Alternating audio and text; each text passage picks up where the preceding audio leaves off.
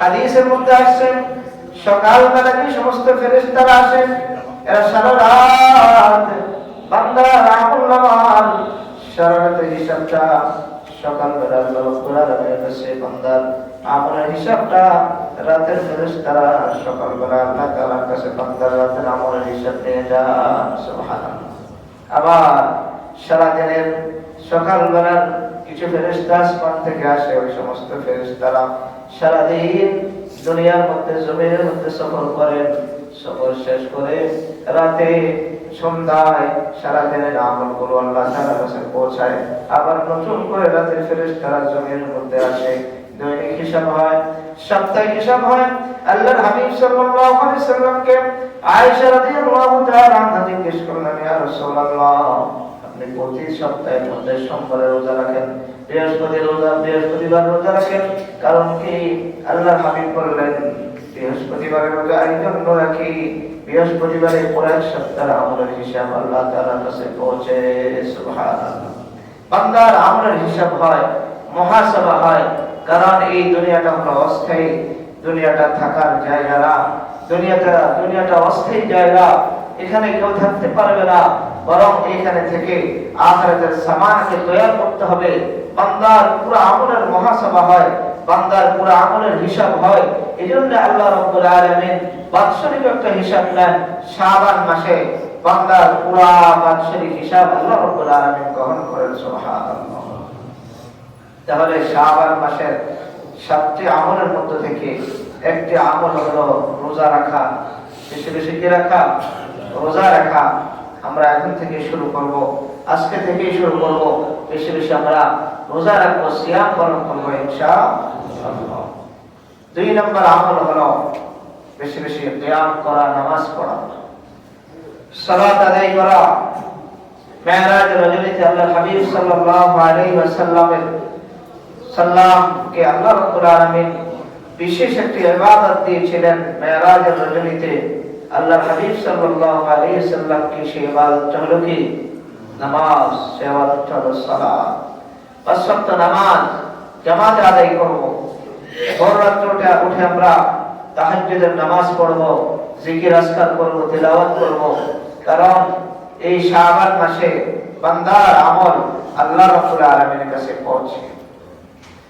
আমাদের হায়াত কম। হযরত নূহ আলাইহিস সালাতু ওয়াস সালাম একজন জলিলুল কদর পয়গম্বর। নূহ আলাইহিস সালাতু ওয়াস সালামের কাছে লোক এসে বলে, হে নবী, আমার জন্য দোয়া করুন, আমার সন্তানের জন্য দোয়া করুন। নূহ নবী বলে, কি দোয়া করব? এবার ওই ব্যক্তি বলে, হুজুর, আমার সন্তান বাঁচে না, সন্তান হয় আমার অল্প বয়সে মারা যায়, আমার সন্তান হয় কিছুদিন থাকে আবার মারা যায়, সময় বেশি থাকে না, বেশি দিন থাকে না, হুজুর আপনি আমার জন্য দোয়া করুন। নূহ আলাইহিস সালাতু ওয়াস সালাম বললেন, তোমার সন্তান কয়জন? তারা কোন কোন বয়সে মারা গেল? এবার ওই ব্যক্তি বলে, হুজুর, 3 জন সন্তান ছিল, একজন 200 বছর ইন্তেকাল করেছে, আর একজন 300 বছর ইন্তেকাল করেছে, আর একটা সন্তান আছে এখন 250 বছর হয়েছে। হুজুর আমার সন্তানের জন্য বেশি বেশি দোয়া করে। তাহলে দেখেন ওই সময় উম্মতরা কত হায়াত পেয়েছে। 200 বছর হায়াত পেয়ে সন্তান মারা গেল। এইজন্য নূহ নবীর কাছে উম্মত বাঁচানোর জন্য এসেছে। 300 বছরের সন্তান মারা গেল, নূহ আলাইহিস সালাতু ওয়াস সালামের কাছে উম্মত, ওই উম্মত দোয়া চাওয়ার জন্য এসেছে সন্তানের জন্য হায়াত বেশি হয়। আর আমাদের হায়াত আল্লাহ হাবিব বলছে, মা বাইনা 60 ইলা 70, আমার উম্মতি মা বাইনা 60 ইলা 70, আমার উম্মতের হায়াত হলো 60 থেকে 70 বছর পর্যন্ত। এই অল্প হায়াত কি আমাদের কাজে লাগাইতে হবে। বিশেষ করে বিশেষ মৌসুমগুলোকে আমাদের কাজে লাগাইতে হবে। ইবাদতের মৌসুম রমাদানে আমাদের সময়টাকে কাজে লাগাতে হবে। শবে বরাতে আমাদের সময়কে কাজে লাগাতে হবে। শবে কদরে আমাদের সময়কে কাজে লাগাতে হবে। উম্মতের জন্য এত সহজ করে দিয়েছে, অনেক সহজ। রজব শাবান তো শুধু আজকে নয়, ইয়াওমা খালাকাস সামাওয়াতি ওয়াল আরদ, যেদিন থেকে আল্লাহ তাআলা আসমান বানিয়েছেন, জমিন বানিয়েছেন, পুরা পৃথিবী সৃষ্টি করেছেন, ওই দিন থেকে রজব শাবান আসে।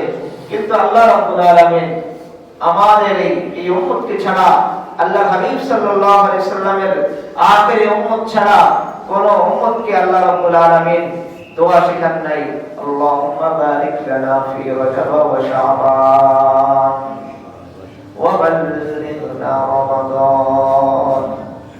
আল্লাহ রাব্বুল আলামিন কোন উম্মতকে রজব শাবান রমাদানের স্পেশাল আমলগুলো তাদেরকে দেয় নাই, স্পেশাল দোয়া শেখায় নাই।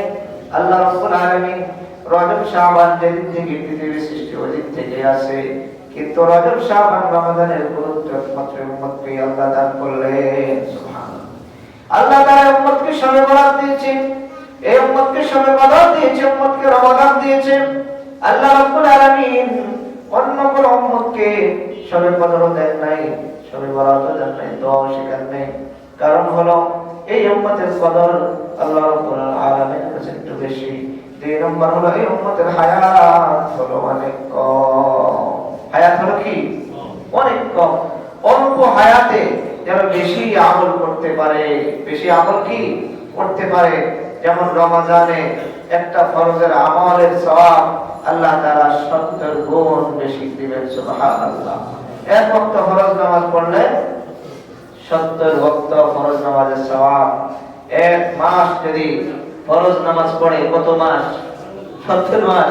সারা বছরে আল্লাহ 12 মাসের মধ্যে যদি 11 মাস না পড়ে, তো মাসাল উদাহরণ দিয়ে বললাম, কাল হাশরের ময়দানে আল্লাহ রাব্বুল আলামিন বান্দাকে হয়তো প্রশ্ন করবে, তোমার 11 মাসের নামাজ দাও।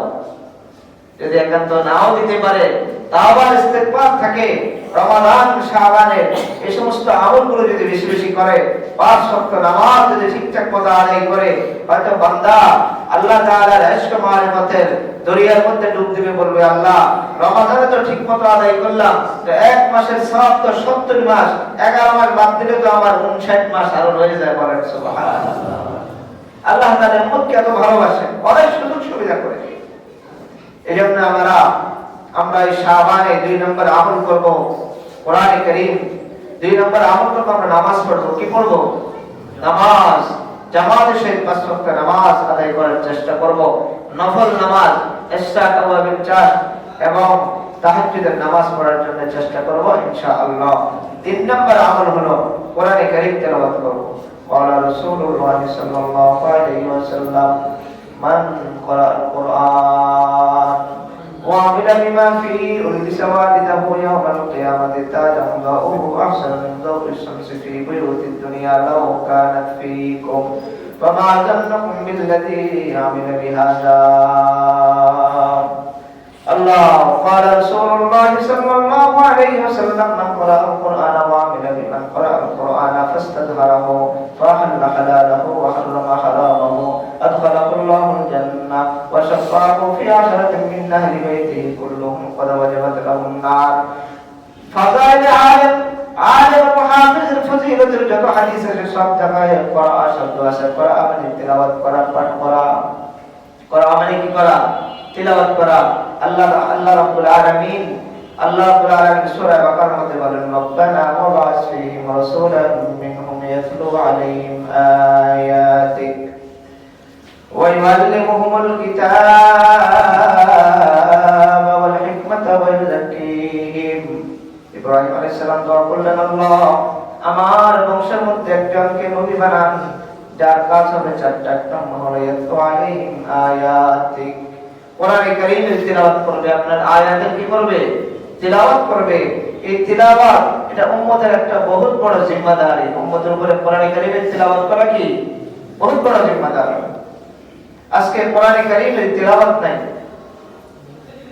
কোরআনে কারীমকে আমরা সুন্দরভাবে সাজায়া ঘরে রেখে দিই, তিলাওয়াত করি না। কোরআনে কারীমের উপর ধুলা পড়ে যায়, তাকও মে সাজায়া জাতা হো, आंखों में लगाया जाता हो, तोपों में सजाया जाता हो, आंखों में लगाया जाता हो, एक बार सुनाया जाता हो, 100 बार रुलाया जाता हो, एक बार सुनाया जाता हो, 100 बार रुलाया जाता हो। কোরআন আশিক বলেন যে কোরআনকে আমরা সুন্দর করে তর্কের মধ্যে সাজায় রাখি। অনেকে হাত থাকলে বা উপর থেকে নিচে পড়লে চোখে লাগায় মায়া করে মহব্বত করি, ওইটা ঠিক আছে, সম্মান করব, কিন্তু কোরআন কারীমের মূল তাজিম হলো কোরআন কারীমকে তেলাওয়াত করা। কোরআন কারীমকে কি করা? তেলাওয়াত করা। আমরা বেশি বেশি এই শাবান মাসে কোরআন কারীমের তেলাওয়াত করব। দৈনিক 1 পারা 2 পারা 3 পারা করে বেশি বেশি তেলাওয়াত করার চেষ্টা করব। প্রয়োজনে যে যা পারে এই শাবান মাসে 1টা 2টা 3টা 4টা 5টা খতম দেওয়ার জন্য চেষ্টা করব ইনশাআল্লাহ।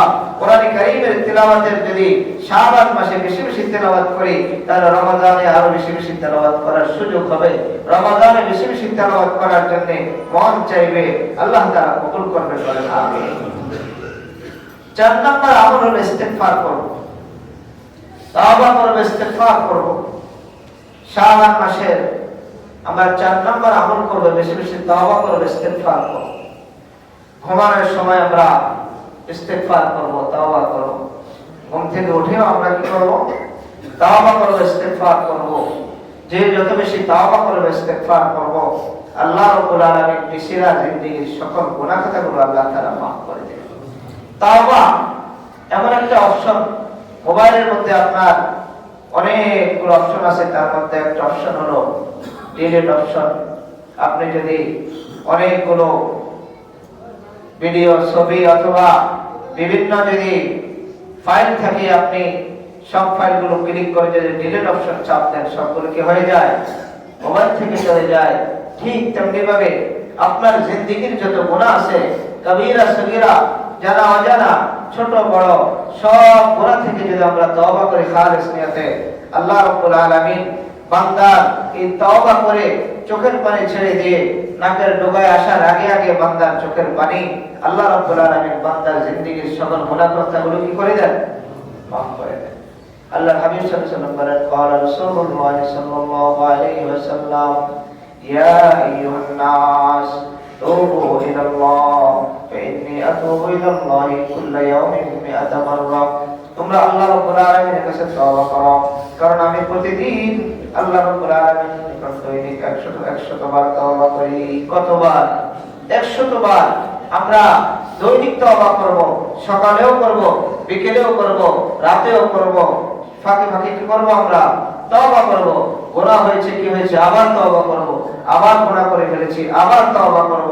তওবা করলে যদি খালিস নিয়তে তওবা করি, তাহলে আল্লাহ তাআলা জিন্দেগীর গুনাহ খাতা মাফ করবেন।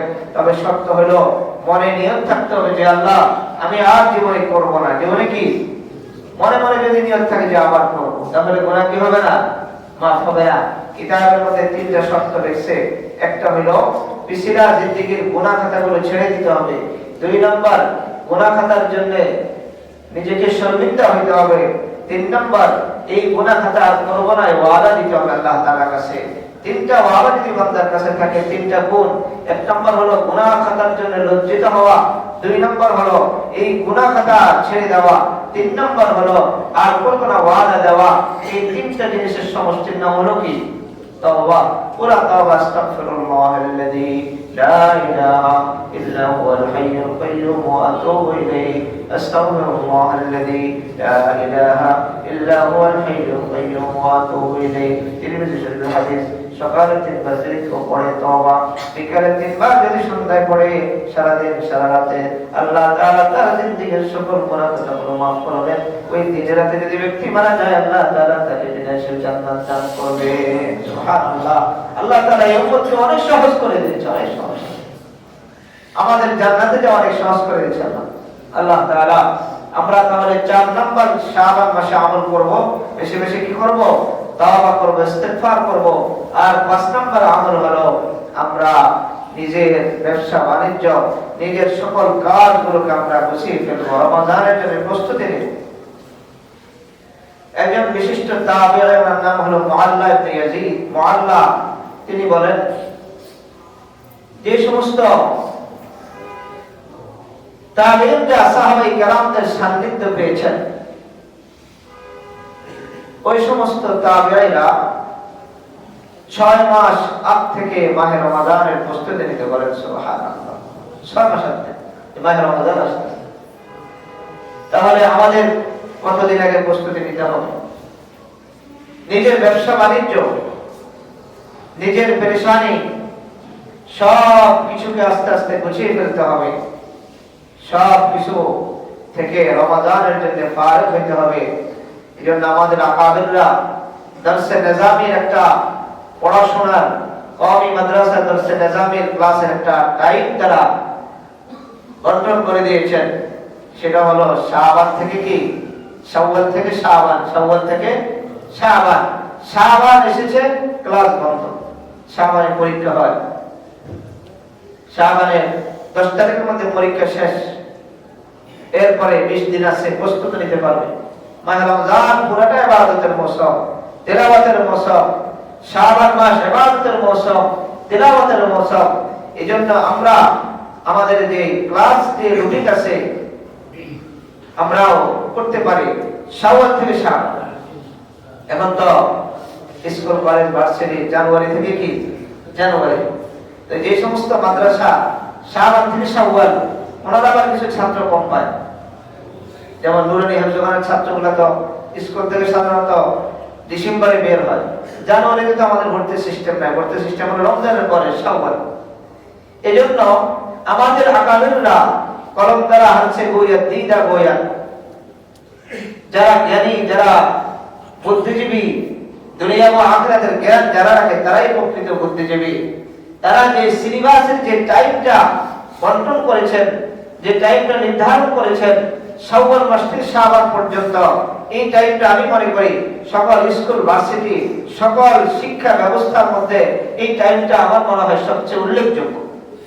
কারণ হলো এই সপ্তাহে পত্রিকা দেখলাম যে রমাদানে স্কুল বন্ধ করার জন্য অনেকে কি করছে, দরখাস্ত করছে, আবেদন করছে সরকারের কাছে যে রমাদানে যেন স্কুলগুলো কি থাকে, বন্ধ থাকে। এবার আমার প্রশ্ন হলো, 1 মাস যদি সবক বন্ধ থাকে, ক্লাস বন্ধ থাকে, মাত্র জানুয়ারিতে এই শাবানে শুরু হলো ক্লাস, রমজানে বন্ধ, তাহলে অনেক গ্যাপ হয়ে যায়। এই জন্য আমি মনে করি যে শিক্ষা ব্যবস্থার মধ্যে স্কুল কলেজ ভার্সিটি মাদ্রাসা কওমি মাদ্রাসা দরসে নিজামের যে টাইম শাওয়াল থেকে শাবান, এই টাইমের মধ্যে ক্লাস রুটিনটা নিয়ে আসলে আমি মনে করি যে শাবান এবং রমজানে ইবাদতের জন্য সবার জন্য সহজ হবে। স্কুল টিচারের জন্য সহজ হবে, ভার্সিটি টিচারের জন্য সহজ হবে, মাদ্রাসার টিচারের জন্য সহজ আছে, তারাবির জন্য সহজ হবে, তিলাওয়াতের জন্য সহজ হবে, সিয়াম সাধনের জন্য কি হবে, সহজ হবে। এটা হলো আমাদের 5 নম্বর আমল। 6 নম্বর আমল হলো আমরা দোয়া করব, আল্লাহুম্মা বারিক লানা ফি রজব ওয়া শাবান ওয়া বাল্লিগনা রমাদান। হায়াত কখন কাজ শেষ হয়ে যায় এটা বলা যায় না। হায়াত যে কোনো মুহূর্তে চলে যেতে পারে, এটা দুনিয়া থাকার জায়গা না। এই দুনিয়ার মধ্যে থাকার জন্য আল্লাহ তাআলা আমাদের স্ত্রী বানায় নাই, আজ ও কাল হোক চলে যেতে হবে। গত পরশু একটা জানাজা করলাম, 11 বছরের সন্তান, একটাই মাত্র ছেলে, মাত্র 11 বছর, বাবা হঠাৎ করে স্ট্রোক করে মারা গেল। মেয়ের আল্লাহু আকবার একটা মেয়ে আছে, একটা ছেলে, একমাত্র ছেলে, বয়স হলো 11। বড় মেয়ে বিবাহের জন্য সবকিছু ঠিকঠাক করেছে, দিন তারিখও ঠিক করা হয়েছে, বাজারও করেছে, কিন্তু বাবা এর আগে দুনিয়া থেকে চলে গেল। এজন্য আমরা দোয়া করব, আল্লাহ রমাদান পর্যন্ত আমাদের হায়াতকে বৃদ্ধি করে দেন। আল্লাহুম্মা বারিক লানা ফি রজব ওয়া শাবান ওয়া বাল্লিগনা রমাদান। রজব থেকে আমরা দোয়া শুরু করছি, শাবান করব, একেবারে রমাদানের আগের দিনও কি করব, এই দোয়া করব যেন আমাদের হায়াতটা রমাদান পর্যন্ত আল্লাহ তাআলা পৌঁছে দেয়। রমাদানের রহমত, বরকত, মাগফিরাত যেন আমরা পাই। সকলে বলেন আমিন। আর 7 নম্বর আমল হলো দাওয়াত দিব। কি করব ভাই? দাওয়াত দিব। যদি স্কুল কলেজ ভার্সিটি মাদ্রাসা কমি মাদ্রাসা নিজামিয়ার মতো দর্শে নিজামের মতো টাইমটা করে নেওয়া হয় শাওয়াল থেকে শাবান পর্যন্ত, তাহলে প্রায় 1.5 মাস এক চিল্লা লাগানোর একটা সময় পাওয়া যায়, 40 দিনের একটা কি পাওয়া যায়, সময় পাওয়া যায়। আলহামদুলিল্লাহ আমাদের ছাত্রদেরকে আমরা সময়টা পাঠাই। আমার মাদ্রাসা থেকে আলহামদুলিল্লাহ এক চিল্লার জন্য কয়েকটা জামাত তৈরি হয়ে গেছে ছাত্ররা, এবং এক সালের জন্য যারা মাওলানা মুফতি হয়ে গেছে তারা কয়েকজন বের হয়ে যাবে ওয়াদা দিয়েছে ইনশাআল্লাহ। আলহামদুলিল্লাহ এই টাইমটা দাওয়াত ও তাবলীগের কাজে আমরা লাগাইতে পারি, এলাকায় থেকেও দাওয়াত দিতে পারি। আমরা সময় নিয়ে 3 দিনের জন্য বের হয়ে যেতে পারি। যাদের সময় আছে 1 মাসে 1 মাস 40 দিনের জন্য এক চিল্লা তাবলীগ যে নিজাম আছে নিজামে আমরা সময় কাটাতে পারি। মা বোনদেরকে আমরা দাওয়াত দিব, নিজেরা তো মসজিদে আসবো, নামাজে আসবো, মা বোনদেরকেও নামাজের তালকিন করব, নামাজের কথা বলবো, বেশি বেশি তিলাওয়াতের কথা বলবো, মা বোনদেরকে পর্দার কথা বলবো, যুবক ভাইদেরকে বেশি বেশি আমরা নামাজের দিকে ডাকবো। নামাজ হলো সকল ইবাদতের মূল। নামাজে নিয়ে আসবেন, দেখবেন যুবকরা ভালো হয়ে গেছে। নামাজ হলো, এজন্য আমরা বেশি বেশি দাওয়াত দিব। এই 7টা আমলের কথা বললাম, রোজার কথা বললাম। শাবান মাসে আল্লাহ হাবিব বেশি বেশি রোজা রেখেছেন। 2 নাম্বার আমল হলো আমরা বেশি বেশি নামাজ পড়বো, জামাতের সহিত নামাজ পড়বো। 3 নাম্বার আমল হলো আমরা কোরআন শরীফ তেলাওয়াত করব। 4 নাম্বার আমল হলো আমরা ইস্তিগফার করব। 5 নাম্বার আমল হলো আমরা আমাদের কাজগুলোকে গুছিয়ে ফেলে রমজানের জন্য আমরা প্রস্তুতি নেব। আর 6 নাম্বার আমল কি করব বলেন? দাওয়াত ও তাবলীগের কাজ করব, বেশি বেশি আমরা দাওয়াত দিব। আরেকটা আমল আমরা বেশি বেশি করব, জিকির আজকার করব। কি করব? জিকির আজকার। অনেক ভাই হাতে তাসবিহ নিয়ে রাস্তা রাস্তায় ঘুরে জিকির করে, আবার অনেকে চিৎকারি করে, মস্কারি করে, তো বুজুর্গ হয়ে গেছে না ভাই। রাস্তায় দাঁড়িয়ে যদি কেউ সিগারেট পান করে, ধূমপান করে, কেউ কি খারাপ কিছু বলে? বলে মনে বলে বলে, কেউ সরাসরি বলে না। তো তাসবিহ হাতে নিলে আপনি খারাপ বলবেন কেন? এইজন্য আমরা তাসবিহ নিয়ে জিকির করব। 2টা ফায়দা তাসবিহ নিয়ে জিকির করার, 2টা ফায়দা। একজন বক্তা ওয়াইজ আমাদের এই দেশে বাইরে থেকে আসতো, আব্দুল মজিদ নদীম সাহেব রাহমাতুল্লাহ আলাইহি। তাকে প্রশ্ন করা যে হুজুর আপনি তাসবিহ নিয়ে বয়ানে বসেন কেন? তো হুজুর বলে ये मुज़क्किर है। ये क्या है? मुज़क्किर है। এই তাসবিহটা হলো মুযাক্কির, আমাকে জিকিরের কথা ইয়াদ দিলায়, জিকিরের কথা মনে পড়ে। বয়ানের ফাঁকেও যখন আমি চুপ থাকি, ফিকির করি, ওই সময় যেন আমার কমপক্ষে 5 নাম্বার জিকির, আমার নিঃশ্বাস নিঃশ্বাস জিকির করতে পারি।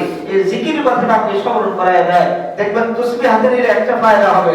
এক সময় জিকির বন্ধ, কিন্তু হঠাৎ আবার জিকির কথা মনে পড়বে। তাসবিহ কাম আমরা সবাই তাসবিহ হাতে নিব, জিকির করব। আল্লাহ রাব্বুল আলামিন আমাদের সকলকে শাবান মাসের কদর জেনে এই 7টি আমল বেশি বেশি করার তৌফিক দান করুন। আমিন।